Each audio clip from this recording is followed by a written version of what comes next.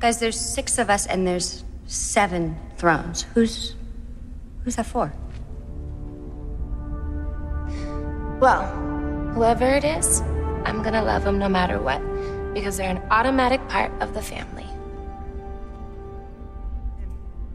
Hi everyone, it's Charlie. Do you smell the crossover that the Shazam sequels are cooking? Definitely a big Black Adam call out. I'll explain what the big Easter eggs are here. The post-credits teaser basically sets up the Magic Lands plot that they're doing in the comics right now. So you can actually watch that unfold because it's going to be a couple years before the sequel gets here. The Black Adam movie is going to start shooting next year. So I'll explain what it is they're setting up and what the timeline for Black Adam crossover is.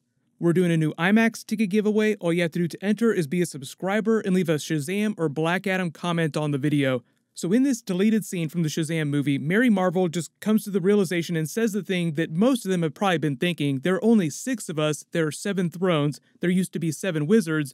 Who's meant to be the 7th member of the new magical council that they've formed, or the 7th member of the Shazam family? What it seems like the movies are doing is they're sort of combining what's going on in the comics right now with the Magic Lands because of the Mr. Mind post-credit scene with Dr. Sivana. All the realms of magic will be ours. There are, get it, 7 realms of magic. I'll explain what the Magic Lands are in a second. But the post-credit scene is about setting up Shazam 2, whatever that movie winds up being, mostly set into the Magic Lands. The Black Adam movie is intended to be an origin story for him. He will not cross over with Shazam during that movie. The sequel to that, like the 3rd film, whatever that winds up being, or at the very end of Shazam 2, then he shows up. Then in whatever the 3rd film winds up being, if the franchise continues to be successful, that's when you'll see full-blown Black Adam and Shazam in a movie together. As cool as this teaser is, I think the most important part for understanding Black Adam's arc through these next films, where they're intending on taking the character eventually. I mean, he's an antagonist for the most part. He's this huge, badass dude that's mostly thought of as a villain. But Darla's dialogue gives you an idea for exactly what they intend to do with that character. I'm going to love him because he's part of the family, no matter what. So the whole idea is no matter what, like the stuff that Black Adam has done is terrible. So she's really calling her home run there. Like she's really going to have to overlook some terrible atrocities that he's visited on the world. But the whole idea is that the wizard gives Billy Batson that explainer of who Black Adam is, that quick history PowerPoint tutorial using his magic, and then that's it. You don't hear any other reference to him until you get to this deleted scene, which presumably would have happened right at the end of the movie, and I think they probably just cut it out because they were saving it for the beginning of whatever sequel was that will send them into the Magic Lands.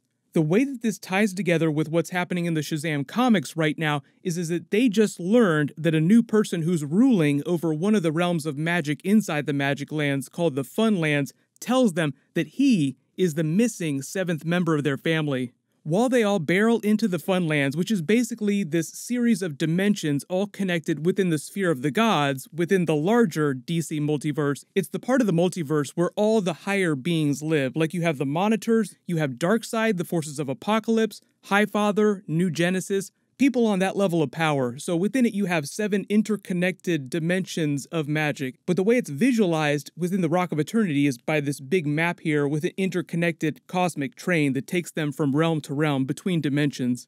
The Rock of Eternity itself is sort of a nexus for all magic in the multiverse, so it's connected to everything, so you could find doors to pretty much any dimension anywhere you want to go. The reason why I think that Black Adam is eventually intended to be revealed as the 7th member of their family, the missing 7th member, is because I think that this new kid, called King Kid, who says that he's the 7th member, is actually lying to them. When they meet him for the first time, he explains that it's this dimension of fun, and he takes in lost children who are from terrible homes. He tries to give them a very fun life, but secretly you learn that he hates adults, so the minute that the kids that live there turn 18, he forces them to work in these underground mines that keep the Fun Lands running. So imagine an evil person ruling over Disneyland that only allows children in, and the minute that they grow to adulthood, he forces them to work underground. So clearly he's probably lying to them about a couple other things.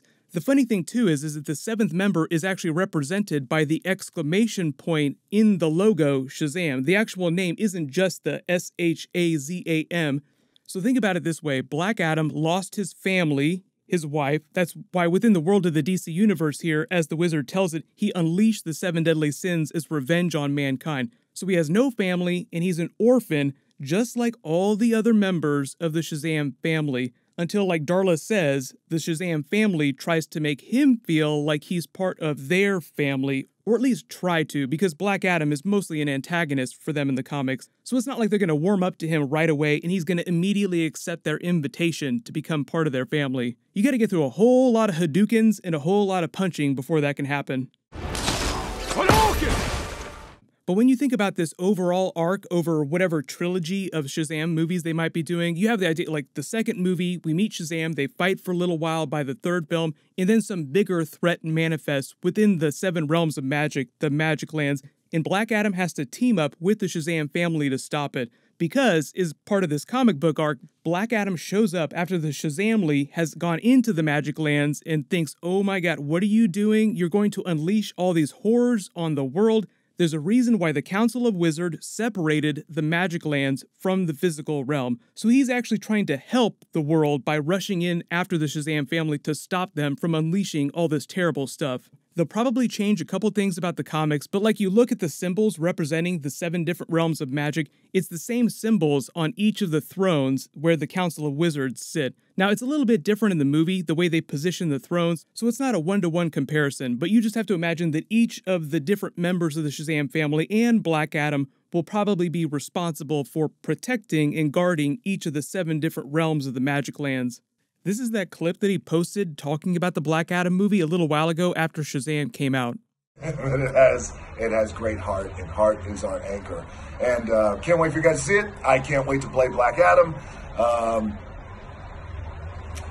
Because they're all getting their ass kicked when I play Black Adam. That day of reckoning is coming for everyone. Anyway, guys, thank you again. And Zach, our star, congratulations, buddy. You did it. Very happy, very proud. And everybody around the world, thank you again. And enjoy Shazam. Right now, the only other things that we know about the Black Adam movie are that it's supposed to shoot next year. Hawkman was rumored to be in it. Stargirl, we don't know about any of the other characters. They haven't announced anyone yet. They just hired a director, so maybe they'll start announcing more characters before the end of the year. But there won't be a teaser for it for quite a while. Maybe Comic-Con next year sometime. But if you spotted any other big Easter eggs in these clips that I posted, just let me know in the comments, and let me know if you want me to do more Shazam deleted scenes, because they just dropped a whole bunch. My next video will be my Spider-Man Far From Home post-credit scene, then I'll start doing Easter eggs. Be sure to go see that movie as soon as possible. While you wait for everything, click here for those brand new Avengers Endgame post-credit scenes, and click here for that brand new Marvel Phase 4 Comic-Con panel that I just uploaded. Thank you so much for watching. Everybody stay awesome. I'll see you guys tonight.